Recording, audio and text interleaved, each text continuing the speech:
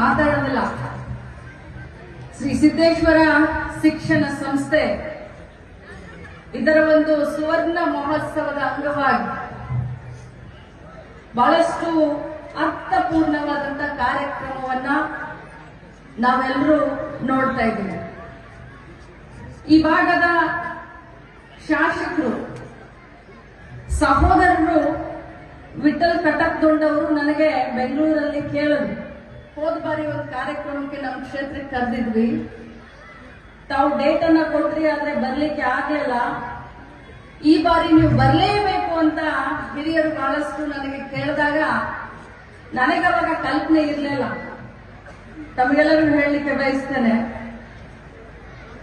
ಈ 50 ವರ್ಷದ ಸುವರ್ಣ ಸಂಭ್ರಮ, ಅರ್ಥಪೂರ್ಣವಾದಂತ ಅಭಿಮಾನದ ಈ ಕಾರ್ಯಕ್ರಮ ಇದೆ ಅಂತ ನನ್ನ ಕಲ್ಪನೆ ಇರಲಿಲ್ಲ. ಆದ್ರೆ ಇಲ್ಲಿ ಬಂದ ಮೇಲೆ ಬಹಳಷ್ಟು ಹಿರಿಯರು, ಬಹಳಷ್ಟು ಮಹನೀಯರು ಈ ಸಂಸ್ಥೆಯ ಅಧ್ಯಕ್ಷ ಆದಂತ ಕೋರೆ ಸಾಹುಕಾರರ ಬಗ್ಗೆ ಮಾತನಾಡಿದಂತಹ ಮಾತುಗಳು ನನ್ನ ಅಭಿಮಾನವನ್ನ ಇಮ್ಮಡಿಗೊಳಿಸ್ತು. ನಾನು ಬಂದಿದ್ದು ಸಾರ್ಥಕತೆ ಆಯಿತು ಅಂತ ಒಂದು ಮಾತನ್ನ ಹೇಳಲಿಕ್ಕೆ ಬಯಸ್ತೇನೆ. ಕಾರ್ಯಕ್ರಮದಲ್ಲಿ ಈಗ ತಾನೇ ಬಹಳಷ್ಟು ಅರ್ಥಪೂರ್ಣವಾಗಿ ಮಾತನಾಡಿದಂತ ನಮ್ಮ ಪಕ್ಷದ ಹಿರಿಯ ನಾಯಕರು, ಸೊ ನಮಗೂ ಕೂಡ ಒಂದು 4 ಮಾತನ್ನ ಆಡಬೇಕನ್ನುವಂತ ಭಾವನೆ. ಬಂಧುಗಳೇ, ಶಿಕ್ಷಣ ನಮ್ಮ ಜೀವನದಲ್ಲಿ, ನಮ್ಮ ಮಕ್ಕಳ ಜೀವನದಲ್ಲಿ, ಸಮಾಜದಲ್ಲಿ ಶಿಕ್ಷಣಕ್ಕೆ ಯಾವ ರೀತಿಯಾದಂತ ಒಂದು ಪ್ರಾಮುಖ್ಯತೆಯನ್ನು ನಾವು ಕೊಡ್ತೀವಿ. ಒಬ್ಬ ಬಡವರು ಇರ್ಲಿ ಅಥವಾ ಒಬ್ಬ ರಾಷ್ಟ್ರಪತಿ ಇರ್ಲಿ, ಒಬ್ಬ ಪ್ರಧಾನಮಂತ್ರಿ ಇರ್ಲಿ, ಒಬ್ಬ ಕೂಲಿಕಾರ ಇರ್ಲಿ, ತಮ್ಮ ಮಕ್ಕಳಿಗೆ ಅತ್ಯಂತ ಉನ್ನತ, ಉತ್ಕೃಷ್ಟ, ಉತ್ತಮ ಶಿಕ್ಷಣವನ್ನ ಕೊಡಗಿಸಬೇಕು ಅನ್ನೋದು ಎಲ್ಲರ ಪ್ರಾಮಾಣಿಕವಾದಂತಹ ಆಸೆ ಇರುತ್ತೆ, ಕನಸಿರುತ್ತೆ. ನಾನು ಕೋರೆ ಸಾಹುಕಾರ ಅವ್ರನ್ನ ಕೇಳಿದೆ, ನೀವು 50 ವರ್ಷದ ಹಿಂದೆ ಈ ಸಂಸ್ಥೆಯನ್ನ ಕಟ್ಟಿದಂತ ಸಂದರ್ಭದಲ್ಲಿ ನಿಮ್ಗೆ ವಯಸ್ಸು ಎಷ್ಟಿತ್ತು ಅಂತ ಕೇಳಿದೆ. 27 ವರ್ಷ. ಈಗಿನ 27 ವರ್ಷದ ನಮ್ಮ ಯುವಕರು ಬಹಳಷ್ಟು ಜನ ಇದ್ದಾರೆ,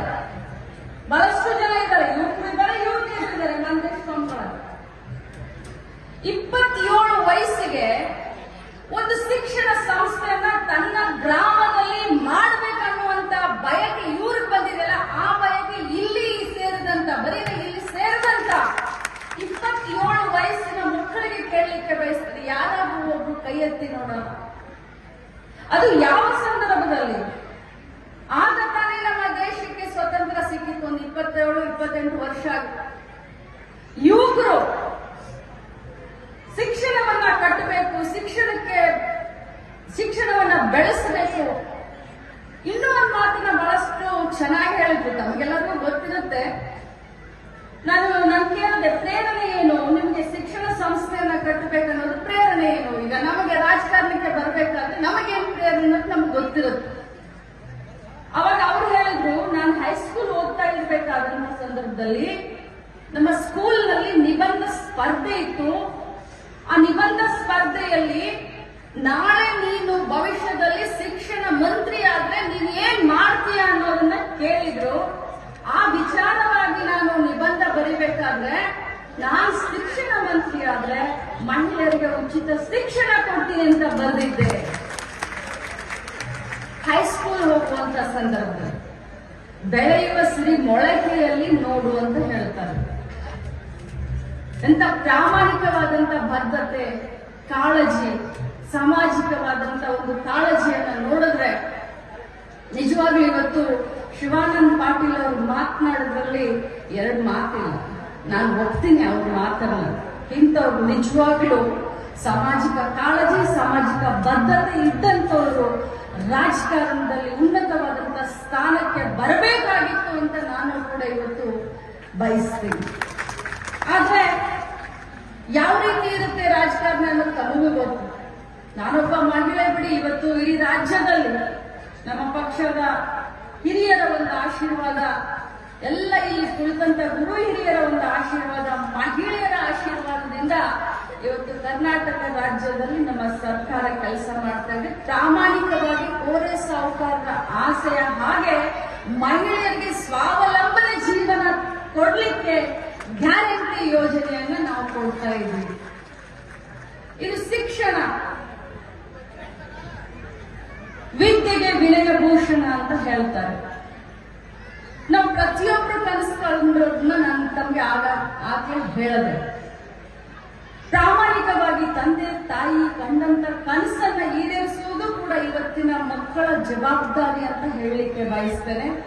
ಜೊತೆಯಲ್ಲಿ ನಾನು ನನ್ನ ಇಲಾಖೆ ಮಂತ್ರಿ ಆದ್ಮೇಲೆ ಪ್ರಾಯೋಗಿಕವಾಗಿ ಬಹಳ ದೊಡ್ಡ ಕೆಲಸ ಮಾಡಲಿಕ್ಕೆ ಹೊರಟಿದ್ದೀನಿ ಈ ಮಕ್ಕಳ ಭವಿಷ್ಯಕ್ಕೋಸ್ಕರ. ಯಾಕಂತಂದ್ರೆ ನಾನು ಮಹಿಳೆಯರ ಮಂತ್ರಿನೂ ಹೌದು, ಹಿರಿಯರ ಮಂತ್ರಿನೂ ಹೌದು, ವಿಕಲಚೇತನರ ಮಂತ್ರಿನೂ ಹೌದು, ಅದೆಲ್ಲದಕ್ಕಿಂತ ಮುಖ್ಯವಾಗಿ ಮಕ್ಕಳ ಮಂತ್ರಿ ಕೂಡ ಹೌದು. ನನ್ನ ಮಕ್ಕಳ ಭವಿಷ್ಯಕ್ಕೋಸ್ಕರ ಬಹಳ ದೊಡ್ಡ ಒಂದು ಹೆಜ್ಜೆಯನ್ನ ಇಡ್ಲಿಕ್ಕೆ ಹೊರಟಿದ್ದೇನೆ. ಅದಕ್ಕೆ ತಮ್ಮೆಲ್ಲರ ಸಹಕಾರ ನನಗೆ ಬೇಕು ಅಂತ ಕೇಳ್ತೇನೆ. ಏನಪ್ಪ ಅದು ಅಂತಂದ್ರೆ, ಪ್ರಾಯೋಗಿಕವಾಗಿ ನನ್ನ ಕ್ಷೇತ್ರದಲ್ಲಿ ಡಿಜಿಟಲ್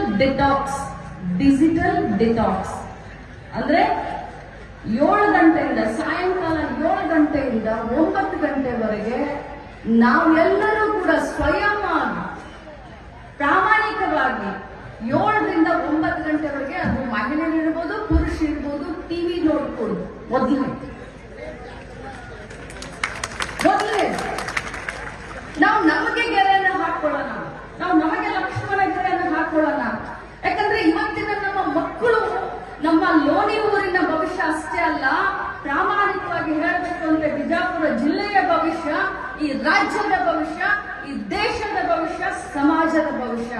ನಮ್ಮ ಮಕ್ಕಳು ನಮ್ಮ ಆಸ್ತಿ. ನಮ್ಮ ಮಕ್ಕಳ ಭವಿಷ್ಯವನ್ನ ನಾವು ರೂಪಿಸ್ಲಿಲ್ಲ ಅಂತಂದ್ರೆ, ನಾವು ತ್ಯಾಗವನ್ನ ಮಾಡ್ಲಿಲ್ಲ ಅಂತಂದ್ರೆ ಬೇರೆಯವರು ಯಾರು ಬಂದು ತ್ಯಾಗ ಮಾಡ್ಲಿಕ್ಕೆ ಸಾಧ್ಯ ಇಲ್ಲ. ಅದಕ್ಕೆ ಮಕ್ಕಳ ಮಂತ್ರಿಯಾಗಿ ಒಬ್ಬ ತಾಯಿಯಾಗಿ ನಾನು ಪ್ರಾಮಾಣಿಕವಾದಂತ ಪ್ರಯತ್ನ ಮಾಡ್ತಾ ಇದ್ದೀನಿ. ನಿಮಗೂ ಕೂಡ ಹೇಳ್ತೀನಿ, ತಾವು 7 ಗಂಟೆಯಿಂದ ರಾತ್ರಿ 9 ಗಂಟೆವರೆಗೆ ಯಾವ ಗಂಡಸರು ಮೊಬೈಲ್ ಅನ್ನ ಆನ್ ಮಾಡಕ್ ಹೋಗ್ಬೇಡಿ, ಹೆಂಗಸರು ಟಿವಿಯನ್ನ ಆನ್ ಮಾಡಕ್ ಹೋಗ್ಬೇಡಿ. ಮಕ್ಕಳಿಗೆ ಒಂದು ಶಿಸ್ತುಬದ್ಧವಾದಂತ ಒಂದು ಜೀವನದ ಶೈಲಿಯನ್ನ ನಾವೆಲ್ಲರೂ ಹಾಕಿಕೊಡೋಣ. ಅವರು ಎಷ್ಟು ಗಂಟೆ ಬೇರೆ ಕಾಲದಲ್ಲಿ ಏನೇನ್ ಮಾಡ್ತಾರೆ, ಆಟ ಮಾಡ್ತಾರೆ, ಅದು ಬೇಡ. ಬಟ್ ಕಂಪಲ್ಸರಿ 7ರಿಂದ 9 ಗಂಟೆವರೆಗೂ ಈ ಡಿಜಿಟಲೀಕರಣ ಅಂತ ಏನಿದೆಯಲ್ಲ, ಇದನ್ನೆಲ್ಲ ಪಕ್ಕಕ್ಕಿಟ್ಟು ನಮ್ಮ ಮಕ್ಕಳಿಗೆ ವಿದ್ಯಾಭ್ಯಾಸವನ್ನ ಮಾಡಿಕೊಡಿಸ್ಲಿಕ್ಕೆ ತಾವೆಲ್ಲರೂ ಮುಂದಾಗಬೇಕು. ಇಲ್ಲಿ ಇರುವಂತ ಯಾರಾದ್ರೂ ಗ್ರಾಮ ಪಂಚಾಯಿತಿಯ ಸದಸ್ಯರಿದ್ರೆ, ಅಥವಾ ಇಲ್ಲಿ ಇರುವಂತ ನಮ್ಮ ಡಿಡಿಗಳು, ನಮ್ಮ ಸಿಡಿಪಿಗಳು, ಯಾಕಂದ್ರೆ ಈಗ ಸರ್ಕ್ಯುಲರ್ ಹಾಕ್ತಾ ಇದ್ದೀವಿ, ನಾವು ಗ್ರಾಮ ಪಂಚಾಯಿತಿಯ ಮುಖಾಂತರ ಮನೆ ಮನೆಗೆ ಜಾಗೃತಿಯನ್ನ ಮೂಡಿಸುವಂತ ಕೆಲಸ ಇದನ್ನ ನಾವು ಮಾಡ್ತಾ ಇದ್ದೀವಿ ಹತ್ತಿರದಲ್ಲಿ. ಬಂಧುಗಳೇ, ಶಿಕ್ಷಣಕ್ಕೆ ಬಹಳಷ್ಟು ಮರ್ಯಾದೆ ಇದೆ. ಇವತ್ತು ಯಾರು ವಿದ್ಯಾವಂತರಿದ್ದಾರೋ ಅವರಿಗೆ ಜನ ಬಹಳಷ್ಟು ಮರ್ಯಾದೆಯನ್ನ ಕೊಡ್ತಾರೆ. ಎಲ್ಲಿ ವಿದ್ಯೆ ಇದೆಯೋ ಅಲ್ಲಿ ಖಂಡಿತವಾಗ್ಲೂ ಲಾಭನೂ ಇದೆ, ಕೀರ್ತಿನೂ ಇದೆ. ವಿದ್ಯೆ ಎಲ್ಲಿ ಇರುತ್ತೋ ಅದು ತಾನಾಗಿನೇ ಲಾಭ ಮತ್ತು ಕೀರ್ತಿ ಅವರನ್ನ ಹುಡುಕೊಂಡು ಬರುತ್ತೆ. ಸೊ ಇಂಥ ಒಂದು ಶಿಕ್ಷಣಕ್ಕೆ ಆದ್ಯತೆಯನ್ನ ಕೊಟ್ಟು ತಮ್ಮ 27ನೇ ವಯಸ್ಸಿಗೆ ಈ ಒಂದು ಗಿಡವನ್ನ, ಈ ಒಂದು ಬೀಜವನ್ನ ಹಾಕಿ ನೆಟ್ಟು ಇವತ್ತು ಸಾರ್ಥಕತೆಯ 50ನೇ ವರ್ಷದ ಸುವರ್ಣ ಮಹೋತ್ಸವವನ್ನ ಆಚರಣೆ ಮಾಡ್ತಾ ಇದ್ದಾರೆ. ನಮ್ಮನ್ನು ಕೂಡ ಈ ಒಂದು ಸಂದರ್ಭದಲ್ಲಿ ನಮ್ಮನ್ನು ಕೂಡ ಕರೆಸಿ ಹೇಳಿದ್ರು, ನನ್ನ ತಂಗಿಯ ಸಮಾನ ನೀವು ಈ ಕಾರ್ಯಕ್ರಮಕ್ಕೆ ಬಂದಿದ್ದು ನನಗೆ ಅತ್ಯಂತ ಇಷ್ಟ ಆಯಿತು ಅಂತ ಹೇಳಿ ನಾನು ಅವರಿಗೆ ಹೇಳಲಿಕ್ಕೆ ಬಯಸ್ತೇನೆ.